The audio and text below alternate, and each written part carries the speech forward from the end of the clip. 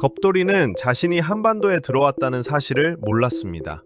눈앞에 국경이 있었던 것도 아니고 이곳부터 다른 땅이라고 알려주는 표식도 없었습니다. 북쪽에서 이어진 평원과 강, 낮은 산줄기가 끝없이 이어져 있었을 뿐입니다. 그가 알고 있던 것은 하나였습니다.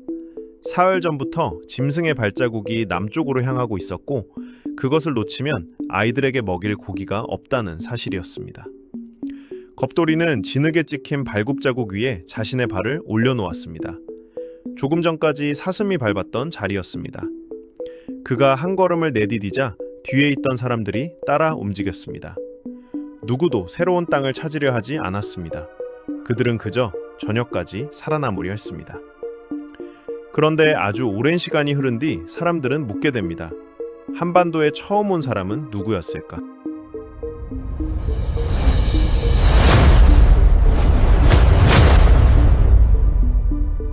추위가 시작된 뒤 짐승들이 달라졌습니다.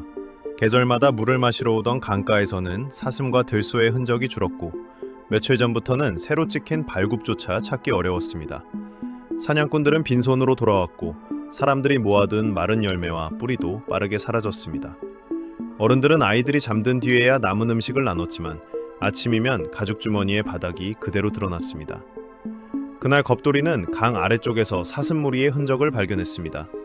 발굽이 파놓은 흙은 아직 마르지 않았고 부러진 풀잎 끝에는 뜯긴 자국이 남아 있었습니다. 사냥꾼들은 처음에는 며칠만 따라갈 생각이었습니다. 한 마리를 잡으면 고기를 들고 돌아올 수 있다고 믿었습니다. 그러나 사슴은 첫날에도 멈추지 않았고 다음날 아침에도 계속 남쪽으로 움직였습니다. 사람들이 돌아갈지를 두고 망설일 때 뒤쪽 언덕에서 아이의 울음소리가 들렸습니다. 남겨두었던 사람들이 모두 따라온 것입니다. 노인은 걷기 힘든 아이를 등에 업고 있었고 한 여자는 꺼져가는 불씨를 담은 나무 껍질을 두 손으로 감싸고 있었습니다. 머물러 있어도 먹을 것은 돌아오지 않았습니다. 그때부터 사냥은 이동이 됐습니다. 사람들은 짐승이 지나간 자리를 따라 걸었습니다. 풀이 눕고 나뭇가지가 꺾인 곳, 강물이 얕아지는 곳, 산등성이가 낮게 꺼진 곳이 그들에게는 길이었습니다. 겁돌이는 가장 앞에서 사슴의 흔적을 찾다가도 자주 멈췄습니다. 땅이 단단한 곳에서는 발자국이 사라졌고 비가 내린 뒤에는 오래된 흔적과 새로운 흔적이 뒤섞였습니다. 흔적을 잘못 읽은 날에는 한나절을 헛걸음했습니다. 되돌아왔을 때 아이들은 나무 껍질 안에 고인 빗물을 핥고 있었습니다. 사람들은 낮에는 강을 따라 이동하고 밤이면 바람을 피할 수 있는 바위 아래에 몸을 붙였습니다. 불을 크게 피우면 짐승에게 위치를 들킬 수 있었고 너무 작게 피우면 아이들이 추위를 버티지 못했습니다. 어느 날 밤에는 갈비뼈가 드러난 늑대가 불빛 바깥에 나타났습니다. 겁돌이가 창을 들자 늑대도 걸음을 멈췄습니다. 한동안 서로를 바라보던 늑대가 먼저 어둠 속으로 물러났습니다. 겁돌이는 그제야 굶주린 것이 자신들뿐만이 아니라는 사실을 알았습니다.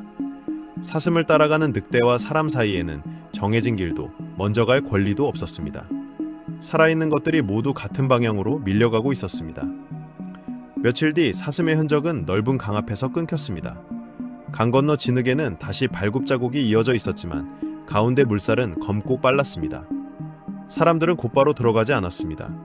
노인은 강가의 돌과 나뭇가지에 남은 물자국을 살폈고 사냥꾼들은 위아래로 흩어져 얕은 곳을 찾았습니다. 한참 뒤 물길이 여러 갈래로 나뉘는 곳이 발견됐습니다. 성인들은 가죽 주머니와 불씨를 머리 위로 들고 아이들을 사이에 세웠습니다. 겁돌이가 물속으로 들어가자 차가운 물이 발목과 무릎을 지나 허벅지까지 올라왔습니다. 발바닥에 닿던 자갈이 물살에 밀려 움직였고 다리에 힘을 줄수록 몸은 옆으로 흔들렸습니다. 중간쯤 건넜을 때 아이 하나가 미끄러졌습니다. 아이의 손을 잡은 여자가 몸을 숙이는 순간 두 사람 모두 물살에 휩쓸렸고 겁돌이는 들고 있던 주머니를 놓아버린 채 여자의 팔을 붙잡았습니다. 뒤에 있던 사람들이 서로의 몸을 붙잡았습니다.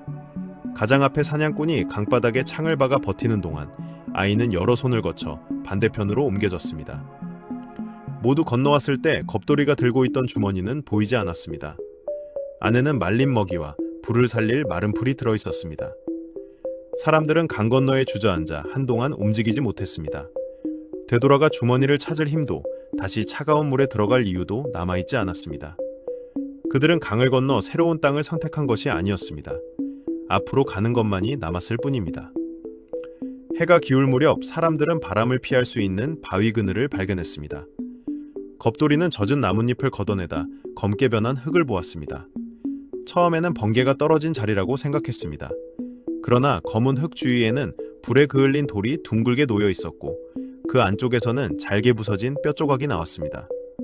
누군가 이곳에서 불을 피우고 고기를 먹었습니다. 재는 차갑게 굳어 있었고 사람의 냄새도 남아있지 않았습니다. 언제 떠났는지는 알 수 없었지만 자신들보다 먼저 이곳을 지난 사람이 있었다는 사실만은 분명했습니다. 아이들은 바위 안쪽으로 들어갔지만 사냥꾼들은 쉽게 창을 내려놓지 못했습니다. 불자리를 남긴 사람들이 아직 가까이에 있을 수도 있었습니다. 겁돌이는 제 옆에서 깨진 돌 하나를 발견했습니다. 가장자리를 몇 차례 떼어낸 흔적은 있었지만 자신들이 쓰는 것보다 두껍고 무거웠습니다. 그는 돌을 노인에게 건넸습니다.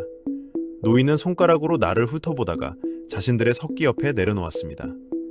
누가 만든 것인지, 자신들과 같은 사람인지, 어느 방향으로 사라졌는지는 아무도 알지 못했습니다. 아무도 지나지 않았으리라 여긴 길에는 이미 다른 사람의 불과 돌이 남아 있었습니다. 다음 날 아침, 사냥꾼들은 다시 사슴의 흔적을 찾아냈습니다. 무리에서 떨어진 한 마리가 다리를 저는지 보폭이 일정하지 않았고 발굽 옆에는 작은 핏방울도 보였습니다. 사람들은 소리를 내지 않고 추적했습니다. 두 명은 바람이 불어오는 쪽을 피해 산비탈로 돌아갔고 겁돌이는 사슴이 빠져나갈 만한 좁은 길을 막았습니다. 나무 사이에서 사슴이 모습을 드러냈을 때 겁돌이는 참을 들었습니다.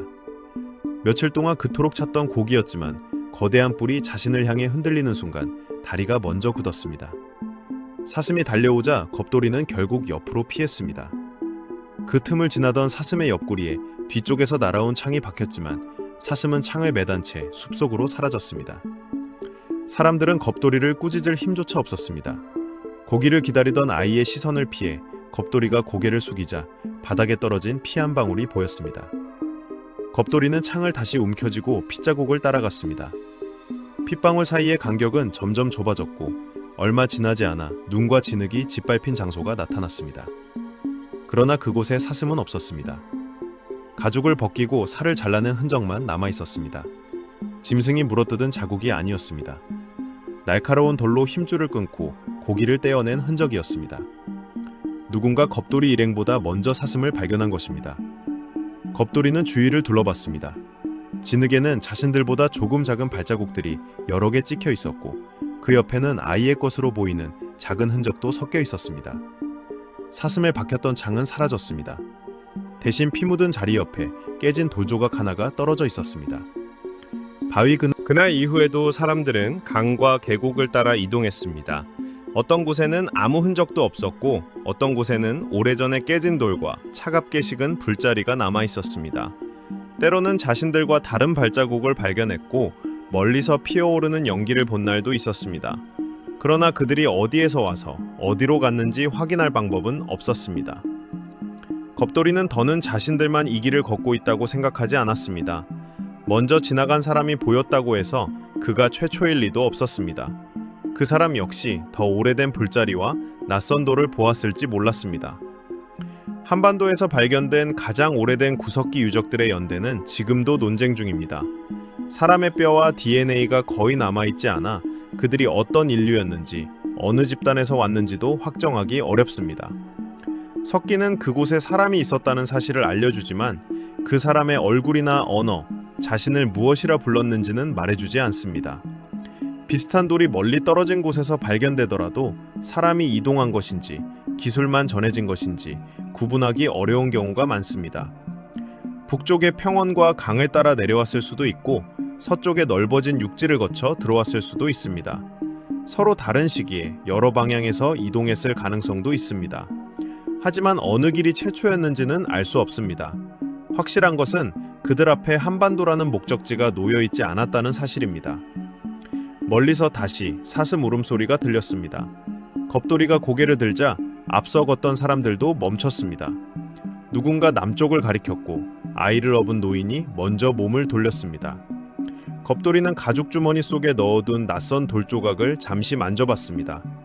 누가 만들었는지 알 수 없는 돌이었지만 자신보다 먼저 이 길을 걸은 사람이 있었다는 사실만은 남아 있었습니다.